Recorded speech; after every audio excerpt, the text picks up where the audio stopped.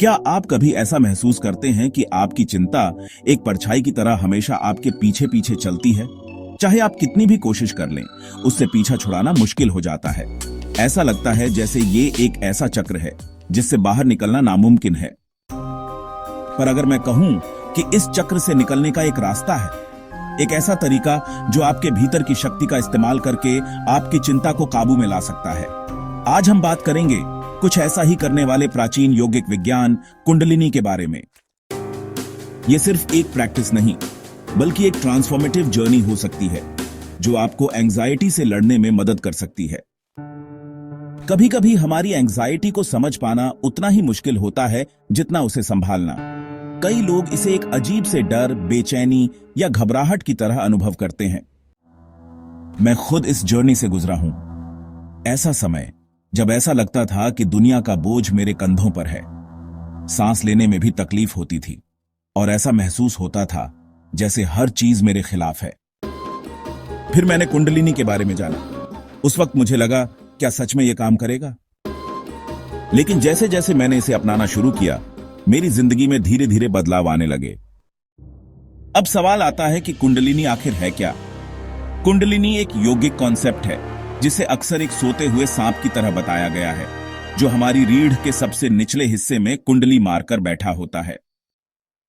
यह प्राचीन योगिक फिलॉसफी से जुड़ा एक ऐसा विचार है जो मानता है कि इस एनर्जी को जागृत करने से हमारी शारीरिक और आध्यात्मिक शक्ति का एक नया स्तर खुल सकता है।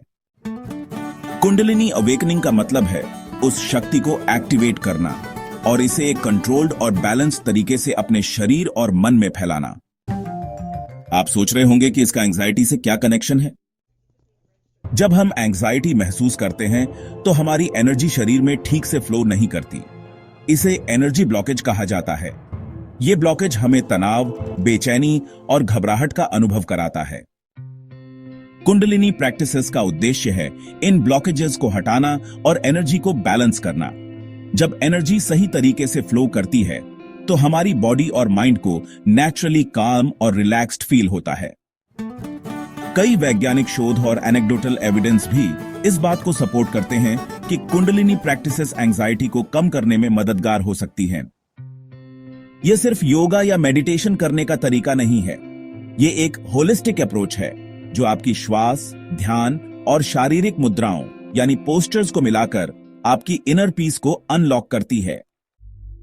तो अगर आप बिगिनर हैं तो कहां से शुरू करें? सबसे पहले आप अपनी ब्रीदिंग पर ध्यान दें। एक सिंपल ब्रीदिंग एक्सरसाइज है जिसे लॉन्ग डीप ब्रीदिंग कहते हैं। एक शांत जगह पर बैठें, अपनी आंखें बंद करें और गहरी सांस लें।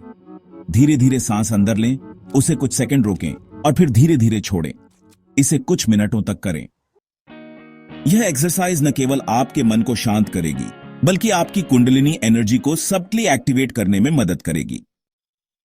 इसके बाद आप एक जेंटल कुंडलिनी योग पोस्चर ट्राई कर सकते हैं।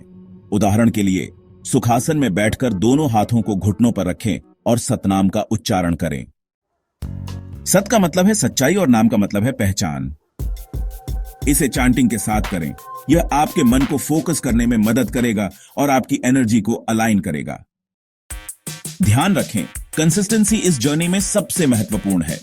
हो सकता है कि पहले ही दिन आपको कोई खास बदलाव न महसूस हो, लेकिन जैसे जैसे आप प्रैक्टिस में गहराई लाते जाएंगे, आपको सबटल लेकिन इंपैक्टफुल चेंजेस नजर आने लगेंगे। इसके अलावा अगर आप इस प्रैक्टिस को और गहराई से समझना चाहते हैं तो किसी क्वालिफाइड टीचर से गाइडेंस लेना भी फायदेमंद हो सकता है। कुंडलिनी अवेकनिंग कभी कभी पावरफुल इमोशनल एक्सपीरियंसेस भी ला सकती है, इसलिए एक सपोर्टिव एनवायरनमेंट में इसे करना महत्वपूर्ण है। कुंडलिनी केवल एंजाइटी को कम करने का एक तरीका नहीं है, बल्कि यह सेल्फ अवेयरनेस और सेल्फ ग्रोथ का एक सुंदर सफर है। जब आप इस एनर्जी को समझते और हार्नेस करते हैं तो आप सिर्फ एंजाइटी को नहीं हराते, बल्कि अपनी इनर पोटेंशियल को भी पहचानते हैं। अगर इस चर्चा ने आपको प्रेरित किया है तो आज ही इसे ट्राई करें।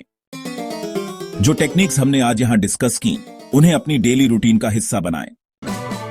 अपने अनुभव हमारे साथ शेयर करें और अगर आप और रिसोर्सेज या गाइडेंस चाहते हैं तो उनके लिए एक्सप्लोर करने में हिचकिचाएं नहीं। याद रखें, आपकी इनर पीस आपके अपने हाथों में है। चलिए एक साथ पहला कदम उठाते हैं, एक शांत और ज्यादा बैलेंस्ड लाइफ की तरफ।